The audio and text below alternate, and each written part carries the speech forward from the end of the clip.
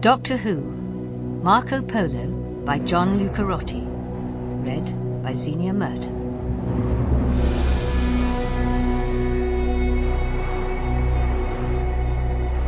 Chapter 1. Roof of the World.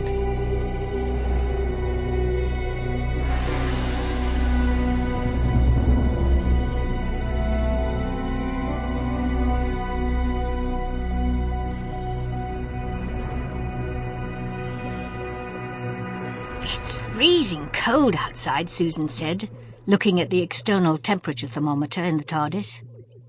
-20. Fahrenheit or centigrade, Barbara asked. Centigrade, Susan replied. Ian did a rapid mental calculation. 36 degrees of frost Fahrenheit, he said. Chilly. Chilly?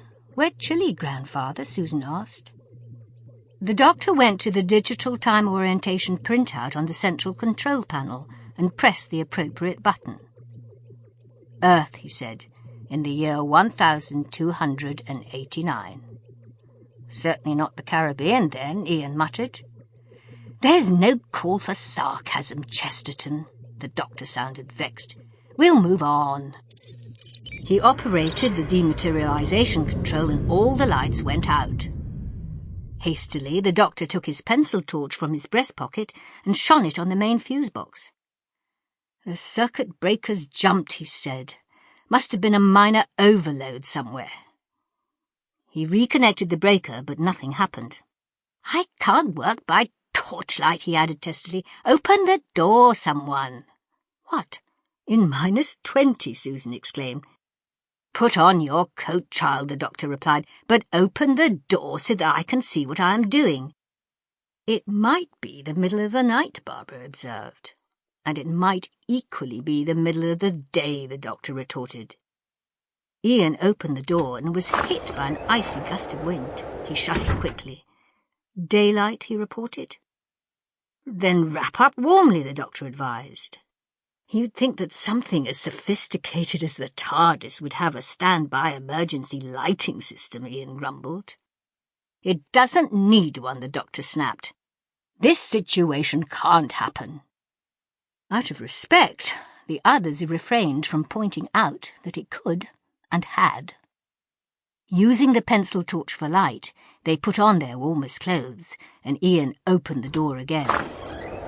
The sunlight reflected off the snow was blinding, and they had to squint against it whilst their eyes adjusted. Ian, Susan and Barbara went outside. Where are we? Susan asked. The Arctic, Antarctica, the Andes, Siberia, the Himalayas, Ian replied. But not the Alps. Why not? Barbara said. Ian grinned at her. No one's yodeling. Look at those. Susan was awestruck as she pointed to the huge prints in the snow. A yeti? An abominable snowman? Barbara ventured. Ian shielded his eyes and looked at the horizon. There were mountains all around, but the TARDIS stood on an undulating plateau. I don't know where we are, he murmured. On the top of the world, perhaps, Susan said. Possibly, Ian replied, as the doctor came to the door of the ship. Chesterton, he called. May I have a word with you? Ian went back into the TARDIS.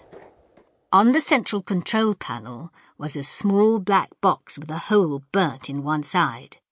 The doctor picked it up. We are in dire straits, young man, he said.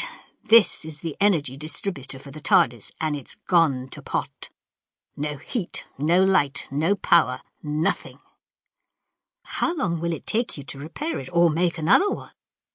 3 or 4 days, the doctor shrugged. Longer than we have to live.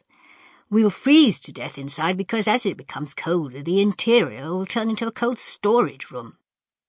And outside we'll freeze to death anyway, Ian added. The doctor nodded.